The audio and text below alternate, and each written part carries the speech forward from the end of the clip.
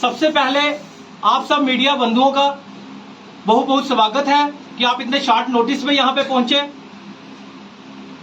जैसा कि आप सब जानते हैं कि पूरे जम्मू कश्मीर की बात करूंगा कि हाहाकार मचा हुआ है स्मार्ट मीटर्स को लेकर।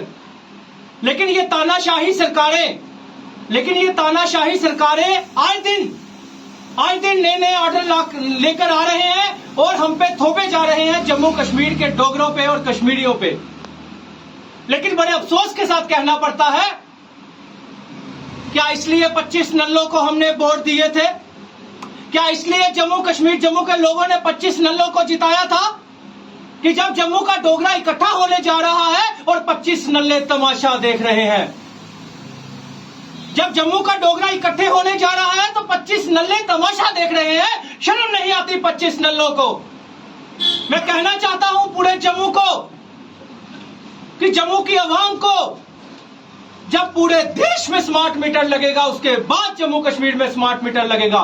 जो तिरंगे से प्यार करता है, जो इस तिरंगे से प्यार करता है, वो 16 अगस्त को अपनी अपनी सियासतें, अपनी अपनी पार्टियां, अपनी अपनी पॉलिटिक्स एक साइड पे रख के 16 अगस्त को हमने 12 बजे घरों से निकलना है, 1 बजे तवी ब्रिज पे पहुंचना है और बड़े पीसफुल तरीके के साथ, कोई लड़ाई झगड़ा नहीं, कोई हंगामा नहीं, बड़े पीसफुल तरीके के साथ हम बहन भाइयों के साथ, बुजुर्गों के साथ, अपने भाइयों के साथ ये मैसेज देंगे, एलजी साहब पूरा जम्मू दुखी है आपसे, पूरा जम्मू कश्मीर दुखी है आपसे।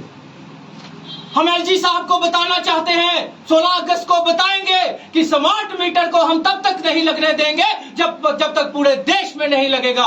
मैं मानता हूं 2025 का ऑर्डर है, 2025 तक इन्होंने स्मार्ट मीटर पूरे करने हैं, लेकिन जम्मू कश्मीर में, खासकर कि जम्मू में अभी से स्टार्ट क्यों किए जा रहे हैं? जब पूरा देश इसको एक्सेप्ट नहीं कर रहा तो जम्मू कश्मीर में क्यों जबरन लगाए जा रहे हैं?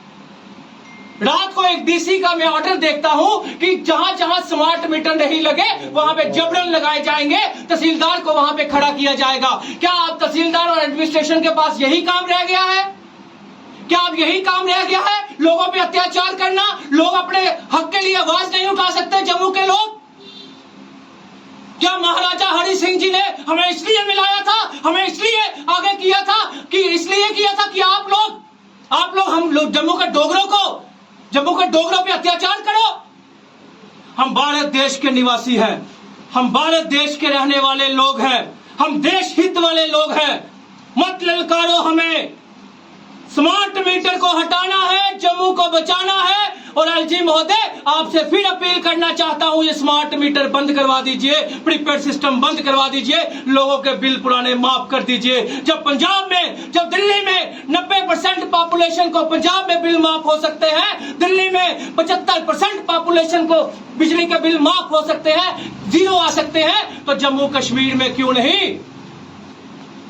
मैं आप सबसे अपील करना चाहता हूं, जितने भी हमारे मीडिया की भाई हैं, जितने भी हमारे सभाएं हैं, गुरुद्वारा प्रबंधक कमेटियों से, मंदिर की कमेटियों से, एसोसिएशनों से, राजपूत सभा से, बार एसोसिएशन से, चैम्बर ऑफ कॉमर्स से, ट्रांसपोर्ट एसोसिएशन से, रिक्शा एसोसिएशन से, ऑटो यूनियन से,